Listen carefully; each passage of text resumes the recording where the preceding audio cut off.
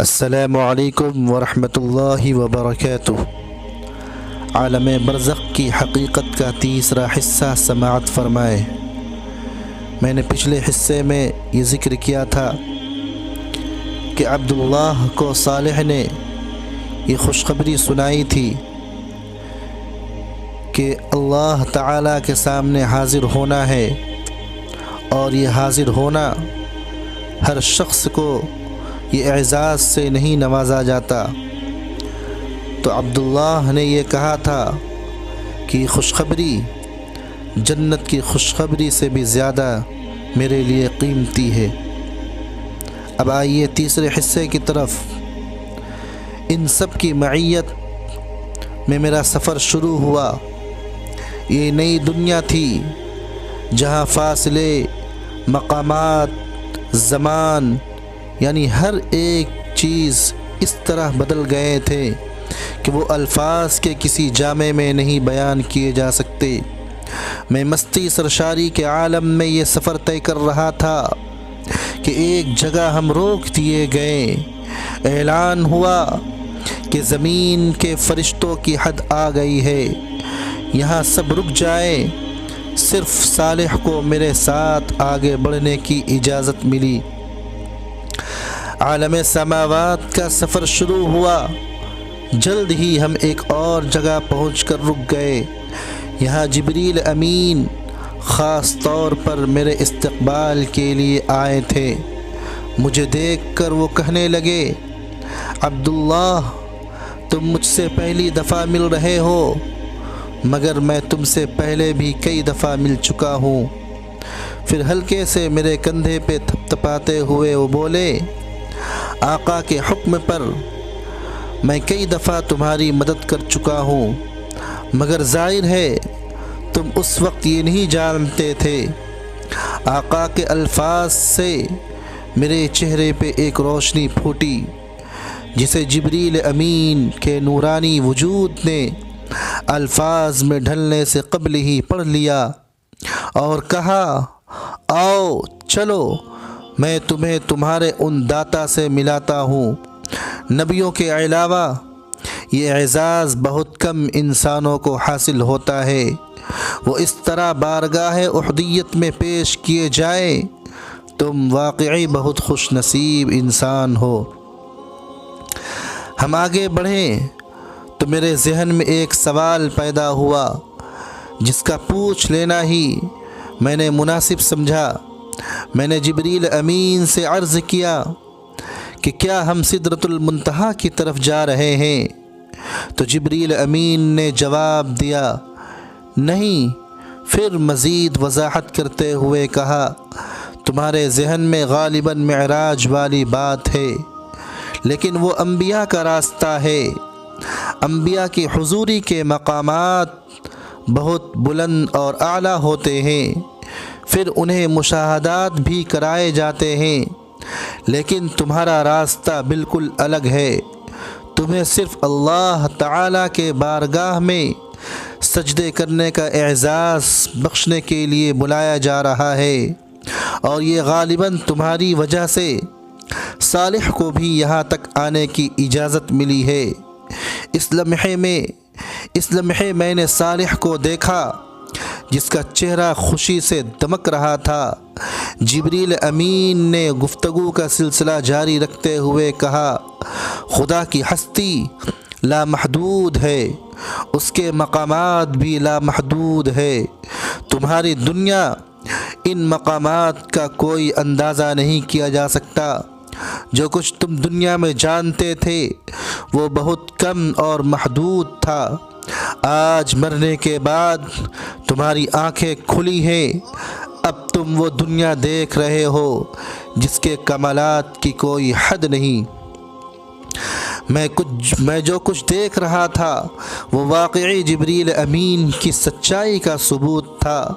میں نے دل میں سوچا کہ اللہ کا شکر ہے کہ میں کفر و نافرمانی کے حال میں نہیں مرا، ورنہ آنکھیں تو اس وقت بھی کھلتی، مگر جو کچھ دیکھنے کو ملتا وہ بہت ہی زیادہ بھیانک اور خطرناک ہوتا۔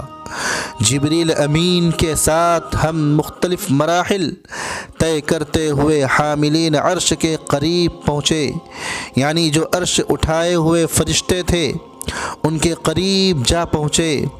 یہاں دیکھتا ہوں کہ یہاں نور، رنگ اور روشنی کا ایک حسین اور لطیف امتزاج چھایا ہوا تھا جو بیان کی بھی گرفت سے بھی باہر تھا۔ حاملین عرش کے سر جھکے ہوئے تھے، چہرے پر خشیت کا آثار اور طمانینت کا نور پھیلا ہوا تھا۔ تو میں نے جبریل امین سے بتایا کہ پروردگار کی بارگاہ کا ہر حکم انہی فرشتوں کی وساطت سے نیچے جاتا ہے اور نیچے والوں کا ہر فعل انہی کے ذریعے عالم پروردگار کے حضور پیش کیا جاتا ہے۔ میں قرب الہی کے اس مقام کو رشک بھری نظروں سے دیکھتا رہتا تھا۔ انہوں نے بھی نظر اٹھا کر مجھے دیکھا اور لمحے بھر کے ان کے چہروں پر مسکراہٹ آئی۔ میرا حوصلہ بڑھا، میں نے چاہا کہ قدم عرش کی طرف بڑھائے۔ میرے روئے سے اس ہستی کی حمد و ثنا بلند ہونے لگی جس سے ملنے کی خواہش میں نے پوری زندگی گزار دی تھی۔ پھر چلتے چلتے مجھ پر نہ جانے کیوں لرزہ طاری ہوا۔ خدا سے ملنے کی شدید ترین خواہش پر اس کی عظمت کا احساس غالب آ گیا۔ اس لمحے مجھ پر اتنا شدید رعب طاری ہوا کہ میں گھبرا کر واپس پیچھے ہٹنے لگا۔ گرچہ عرش ابھی بہت دور تھا مگر صاحب عرش کی عظمت کے احساس سے میری ہمت ٹوٹ گئی۔ مجھے لگا اس لمحے میرا وجود چور چور ہو کر فضا میں بکھر جائے گا۔ شاید یہی ہوتا، مگر ایسے میرے کانوں میں جبریل امین کی آواز آئی، یہیں سجدے میں گر جا۔ اس مقام سے آگے صرف انبیاء کرام جاتے ہیں۔ میں اور صالح دونوں سجدے میں چلے گئے۔ جسے بن دیکھے سجدہ کیا تھا آج پہلی دفعہ اسے دیکھ کر سجدہ کر رہا تھا۔ دیکھا تو کیا دیکھتا تھا، بس آثار دیکھ لیا تھا۔ یہ سجدہ کتنا طویل اور کتنا لذیذ تھا یہ تو مجھے بھی نہیں پتا۔ جس نے سورج کو روشنی کی ردا اور چاند کو نور کی قبا پہنائی، پھولوں کو مہک اور تتلیوں کو رنگ کا لباس پہنایا، تاروں کو چمک کا لہجہ اور کلیوں کی چٹک کی آواز عطا کی، آسمان کو رفعت کا تاج اور سمندروں کو وسعت کا تخت بخشا، زمین کی زرخیزی کی نعمت اور دریاؤں کو بہاؤ کا حسن عطا کیا، اور جس نے انسان کو بیان کا وصف اور نزول قرآن کا شرف بخشا، اس کے قدموں میں گزرا ہوا ایک ایک لمحہ ہفت اقلیم کی بادشاہی سے بڑھ کر تھا، مگر اس لمحے کو تمام ہونا ہی تھا۔ حاملین عرش کی دلکش آواز بلند ہوئی، هو اللہ لا الہ الا ہو۔ یہ اعلان تھا کہ صاحب عرش کلام کر رہا ہے۔ آواز آئی، میں اللہ ہوں، میرے سوا کوئی معبود نہیں۔ میں ہر سر سے لذیذ تر اس صدا میں وہ سحر تھا کہ میرا وجود سراپا گوش ہو گیا۔ میرا پورا جسم اور اس کی ہر ایک قوت کا کانوں اور سماعت میں سمٹ آئی۔ میں مزید کچھ سننے کا منتظر تھا مگر گفتگو میں ایک وقفہ آ گیا تھا۔ مجھے احساس ہوا کہ شاید اب مجھے کچھ کہنا چاہیے۔ جو پہلی بات میری زبان پر آئی وہ یہ تھی، مالک زندگی میں یہی ایک حقیقت تو جانی ہے۔ میری یہ بات میرے اپنے کان بمشکل سن سکے تھے، مگر حاضر و غائب کے جاننے والے اور دلوں کے بھید پالنے والے تک وہ بات پہنچ گئی تھی تو جواب ملا، مگر یہ بات جاننے والا ہر شخص یہاں تک نہیں آتا۔ جانتے ہو عبداللہ تم یہاں تک کیسے آ گئے؟ اس دفعہ میرے شہنشاہ کے لہجے کے جاہو جلال میں اپنائیت کا رنگ جھلک رہا تھا۔ اس لیے کہ تمہاری زندگی کا مقصد لوگوں کو میرے بارے میں بتانا تھا، میری ملاقات سے خبردار کرنا تھا۔ تم نے میری یاد کو، میرے کام کو اپنی زندگی بنا لیا، یہ اس کا بدلہ ہے۔ آسمان و زمین کے مالک کی گفتگو اور آواز سنتے رہنا میری زندگی کی شدید ترین خواہش بن چکی تھی، مگر ایک دفعہ پھر مالک الملک اپنی بات کہنے کے بعد ٹھہر گئے۔ مجھے محسوس ہوا کہ میرا رب مجھے بولنے کا موقع دے رہا ہے۔ میں نے عرض کیا، کیا میں آپ کے پاس یہاں رک سکتا ہوں؟